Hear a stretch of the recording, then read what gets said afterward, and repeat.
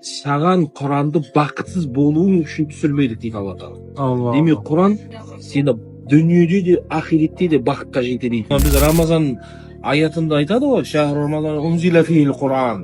Бұл айдың ерекшелігі Құран түсуімен ерекше. Худан линнас. Қараңыз, Құран қандай ол?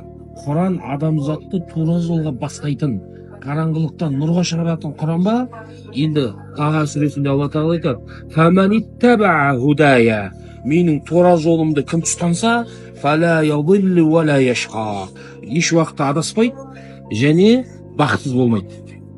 Құран тұтсаң бақытсыз болмайсың. Құран өйткені сені бақытқа жетелейтін кітап. Ма анзална алейкал Құр'ана литашқа. Саған Құранды бақытсыз болуың үшін түсірмедік дейді Алла Тағала. Демек, Құран сені дүниеде де, ақиретте де бақытқа жетелейтін нәрсе.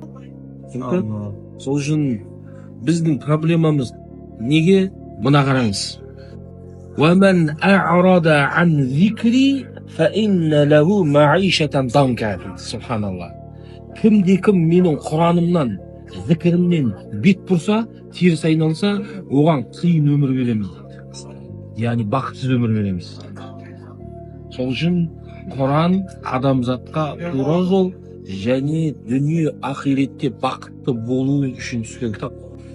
Өйткені анық айтып тұр, кімде-кім менің зікірімнен, өйткені Құранның бір атауы зікір, теріс бұрса, арада теріс айналса, оны тастап қойса, онда фаинна лаху маишатан данка, сөзбе сөз аударып отыр.